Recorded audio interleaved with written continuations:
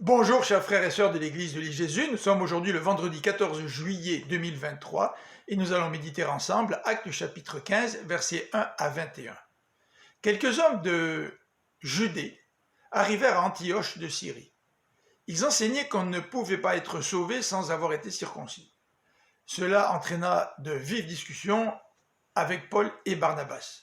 Le conflit fut si important que l'église décida d'envoyer Paul et Barnabas à Jérusalem en compagnie d'un groupe de frères, afin de présenter ce problème aux apôtres et aux responsables de l'Église.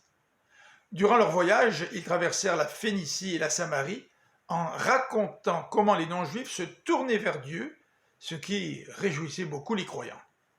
Arrivés à Jérusalem, ils racontèrent à l'Église, aux apôtres et aux responsables comment Dieu sauvait les non-juifs. Mais d'anciens membres du parti des pharisiens qui étaient devenus croyants soutenaient que les non-juifs devenus chrétiens devaient absolument se faire circoncire et observer la loi de Moïse. Il s'ensuivit une longue discussion, au cours de laquelle Pierre prit la parole et s'appuya sur la conversion de Corneille et des siens. Dieu, dit Pierre, leur accorda le Saint-Esprit, comme nous. Dieu n'a fait aucune différence entre eux et nous, car c'est par la foi que Dieu a purifié le cœur des non-juifs et des juifs. Pierre va utiliser un langage fort.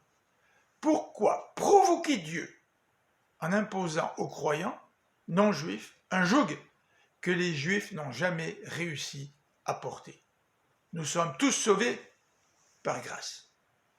Ensuite, Paul et Barnabas prirent la parole et racontèrent aussi tous les miracles que Dieu avait accomplis par eux parmi les païens.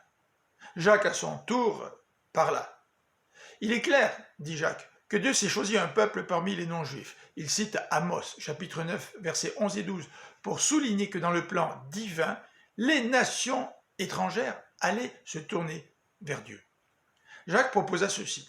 « Ne créons pas de difficultés pour les païens qui se convertissent à Dieu.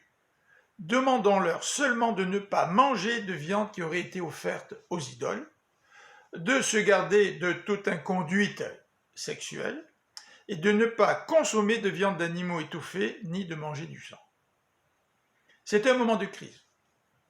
Beaucoup de non-juifs venaient au Seigneur. Le processus décisionnel, dans ce contexte, comprend les éléments suivants. Premièrement, l'Église va reconnaître l'action de Dieu dans la vie de Corneille, mais aussi dans la vie de tous ces non-juifs qui ont accepté le Seigneur durant le voyage missionnaire de Paul et Barnabas. Deuxièmement, le processus décisionnel comprend l'enseignement de la parole de Dieu. Jacques fait référence à Amos et au salut des nations. Ensuite, cette décision tient compte de la situation. Il s'agit donc d'un aspect pragmatique. Il ne faut pas rejeter tout ce qui était enseigné à chaque semaine dans les synagogues le jour du sabbat. Nous ne voulons pas scandaliser les croyants d'origine juive, mais nous voulons préserver le plus important. Et c'est ce que l'Église a fait. Le plus important, c'est le salut par grâce. Je vous souhaite une bonne fin de semaine et vous invite à écouter la prédication à l'église de l'île Jésus ce dimanche dès 10h sur YouTube. Que Dieu vous bénisse. À bientôt.